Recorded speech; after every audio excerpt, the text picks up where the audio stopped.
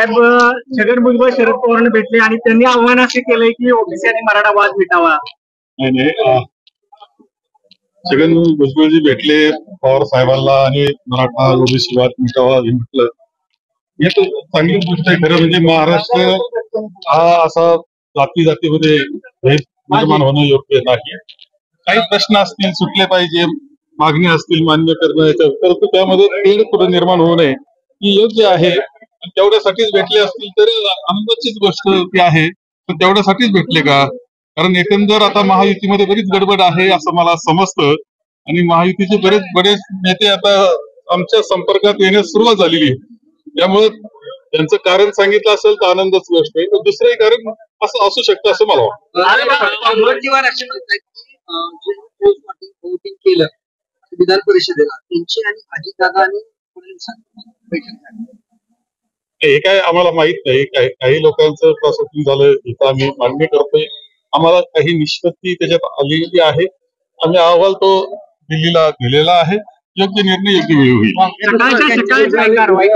सकाळच्या सर्वेत विधानसभेतील महाविकास आघाडीचं पारडं जड दाखवते आहेच आहे. जनतेला पहिली एक गोष्ट मान्य होत नाही की ज्या पद्धतीचं हे सरकार बनलं, कोणत्या पद्धतीनं ज्या पद्धतीने बनलं हेच मान्य होत नाही. कारण हे सरकार सत्ता मिळवण्याकरता ज्या पद्धतीने माणसं फोडण्यात आली, त्यांच्यावर दबाव करण्यात आले, त्यांच्यावर वापर निर्णय पद्धतीचा वापर त्यामध्ये झाला, खोक्यापर्यंत चर्चा झाल्या, हे जनतेला बिलकुल मान्य नाही. जनता बिलकुल विसरण्यास तयार नाही. लोकसभेपेक्षा चांगला प्रतिसाद हा विधानसभेला मिळेल, कारण हे सरकार आणि त्याचं कार्य बिलकुल मान्य नाही. एका बाजूला शरद पवारांचं वय झाले, त्यांनी घरी बसावं असं म्हणणारे नेते आता शरद पवारांकडे मराठा आणि ओबीसी वाद मिटवायचा. ठीक आहे. खरं जे आदरणीय पवार साहेब खूप आपल्या दृष्टीनं एक महत्वाचं व्यक्तिमत्व आहे, आदरणीय व्यक्तिमत्व आहे, मार्गदर्शक व्यक्तिमत्व आहे. दुर्दैवानं त्यांच्या बाबतीत ही वयाची याची चर्चा केली गेली, हे आपल्याला संस्कृतीला सुद्धा शोभणार नाही त्यांच्या बाबतीत जे झालं ते. परंतु शेवटी पवार साहेब मार्गदर्शकच आहे, हे कोणाला नाकारता येणार नाही कोणत्या पक्षात असो. विधानामध्ये पवारांनी पुढाकार घ्यावा, ओबीसी मराठा वाद मिटवा, म्हणजे गृह खातं आणि सरकार अपेक्षित म्हणाले. गृह खातं हे आहे सरकार म्हणून असतं, काही असलं तरी शेवटी जे समाज धोरण असतील आपल्या महाराष्ट्राचे ते न्यायपक्ष असतील, त्यांनी सगळ्यांनीच हा प्रयत्न केला पाहिजे की जाती जातीमध्ये तेढ निर्माण होऊ नाही. त्याकरता मागण्या असतील, मागण्या मान्य होणं, न्याय मिळणं हा एक भाग आहे.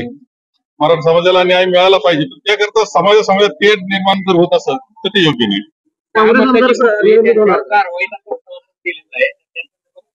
शेवटी ते दिल्ली ठरवणार आहे. आता पुढचा निर्णय तो शेवटी त्याच्यामध्ये दिल्लीत म्हणजे आमच्या गोष्टींना आम्ही दिलेला आहे प्रस्ताव, त्यामुळे तो निर्णय होईल तो मान्य करायचा. 6 जणांना विश्वजित कदम असल्याचा नाही, बिलकुल नाही. विश्वजित कदमांवर आरोप कसा करू नये. त्यांच्या असं व्यक्तिगत कसं भास्करराव जाधव बोलले असेल तर का बोलले हे सुद्धा आश्चर्य आहे. त्यांचा काही विषय हा खरे भास्करराव जाधवांचा सुद्धा विषय नाही.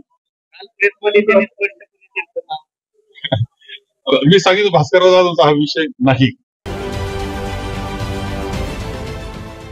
देश विदेशातील प्रत्येक घडामोडींचे लाईव्ह अपडेट मिळवण्यासाठी आता साम टीव्हीच्या सर्व सोशल मीडिया प्लॅटफॉर्मला लाईक, फॉलो आणि सबस्क्राईब करा. तसंच सर्व नोटिफिकेशनसाठी बेल आयकॉन प्रेस करायला विसरू नका.